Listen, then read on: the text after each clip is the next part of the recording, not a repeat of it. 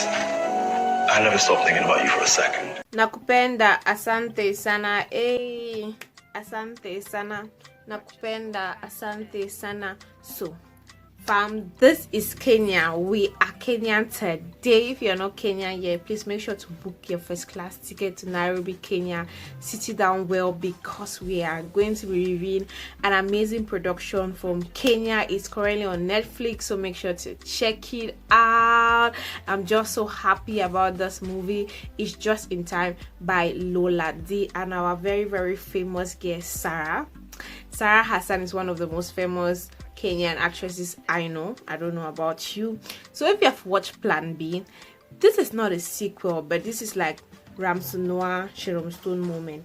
If you were watching Ramsey Noah and Sharon Stone back then, you know how they like to always make them to end together in movies. This is the same situation where Maoli Guavo and Sarah Hassani are always like together, like there's just always that link. Let me tell you guys, so if you are not drinking something, if you don't have water, go get it, like catch your flight real quick, because I'm going to give you guys sweet tea about this movie, and I'm going to show you guys exclusive clips, especially for those who will not be able to watch it on Netflix. This is me summarizing the whole movie for you in what, 10 minutes, so sit this one out. I'll get the keys. Just in Time by lowladee centers around this young, dynamic and independent lady, Kimani. Set in Kenya, she is a manager of a library, and yes, she has been working there for over 7 years now. And quite unfortunately, which sometimes is always the case, the daughter of the manager, the owner, comes and be like, okay, my father has been doing this thing for this long, but we are making no money anymore and this thing needs to close. So she gets pissed, but it is what it is. They have to close down the library. The workers have lost their job. They offer an opportunity to work in one of their spas, because they have to open a spa in 3 places or 3 branches. She's like, no, she does not consider. And she goes on to call her favorite brother in the world, the most handsome, unique role, Brian. Brian is like, girl, you need to get somebody. You cannot be calling me at every time. Whenever something happens to you, you are my phone. Girl, move on, like get your life together, like what's the problem? So she talks about the whole situation of Brian. Brian's like, okay, but this is what you were supposed to do. You did not do it. You were supposed to get the offer and you didn't. So can I rest, sis? Can I just get some? Can I just breathe in and out? Then she gets to talk with the Working Sisters Crushing It, which is a group that she signed up to, where those who are working, doing well at their job, they just come and inspire each other. And yeah, she likes her yoga. She does her yoga like myself. So she has this YouTuber that is always inspiring her left and right. She uses it to do her yoga, just yoga inspiration. She goes to the Working Sisters Crushing It group, and that day the lady talks about how 7 years ago she was nowhere near her goal, but today she's a real estate mogul. She's doing mogul. I hope I pronounced it rightly, guys. My scarf don't want me to tell you guys the story, but we are gonna continue. She's a real estate mogul. She's doing well.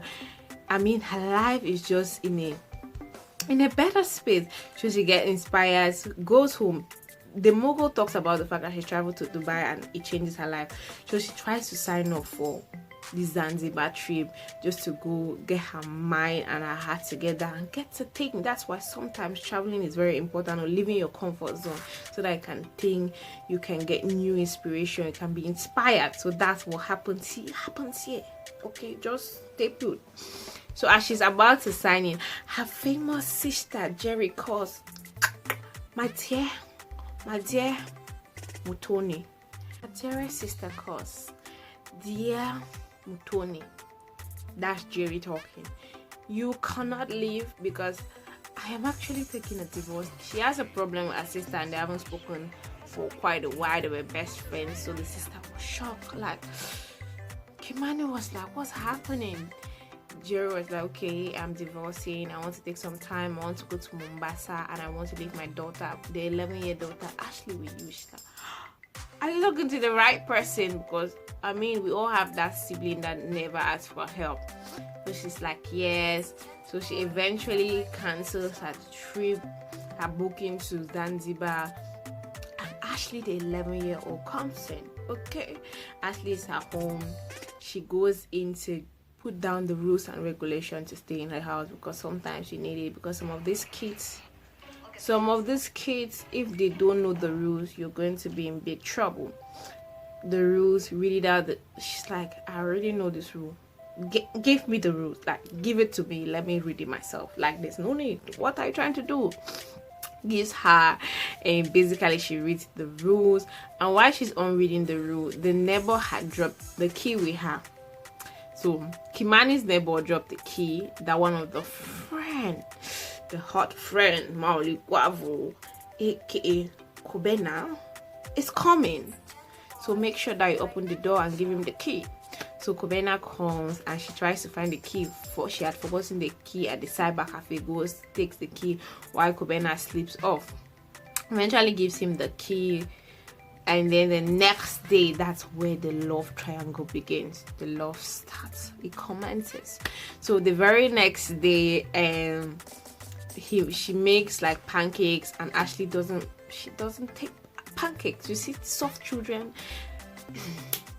let's just ignore them. So Ashley does not take pancakes. So literally what she does is she takes the pancakes and goes and give it to Kobena like an apology. So later the next day, after asking Brian what to do, Brian told her like, ask her what she wants, ask Ashley what she wants to make her happy. So takes Ashley to an ice cream spot, and while they're enjoying their ice cream, Kobena calls, takes her out on a date. And my girl Ashley already understands that this nigga, this guy, this very guy, we should not trust him just yet. So basically they don't trust him just yet at that point in time. So he had to do a lot to make sure to gain Ashley's trust, which he eventually does after they meet a couple of times and then they play a game. From there on, they continue having dates, and too bad for her, as the dates were progressing and she was loving Ashley more. So Ashley's mom, Jerry, just pops up. Whoop, I want to take my daughter. I want to move to Mombasa. Yeah. She's not aware that her parents are divorcing. She's not aware that they are relocating to Mombasa. She thinks it's just a holiday. So they have an argument and see how things go. They don't fix it. So eventually Ashley and her mom goes. So when they go home, she talks about the whole situation with Kobena, who is now in the picture, taking them on tour, having fun. She talks about it, and yeah, things get spicy and saucy, romantic, all the emotions. So they eventually kiss, and they wanted to see how progressive the relationship could be. Okay, so pause. Our beautiful ending did not end where the plot twist. Poof! So she goes to talk to her sisters, her sister cousins, husband, and definitely guy is not changing anytime soon. Gets annoyed, does not pick Kobena, and Kobena is supposed to travel that night back to Ghana. Does not pick the call and all. She's angry. The guy is waiting. So another plot twist falls upon us. Boom. They finally the sister comes, apologizes, the divorce is done. She will stay in Mombasa, Nairobi, since she has a house. They have to replane ticket to go to Mombasa and all that thing. Apologize. A month later, it's Ashley's birthday. I love birthdays so much. So it's Ashley's birthday. Brian is there. I mean, the whole family. Jerry is there. Kimani is there. It's just a sweet, happy family together eventually, which I just like. And the lights are hot that Ashley's in the room, so she go and see Ashley. Meanwhile, Ashley's under the table. As she goes in, Guess who she meets? Oh my god, oh my goodness. She meets her sweetheart Kobena, and they get to talk things through, and they see how they can go, the relationship can move. You know, when relationship is intercontinental.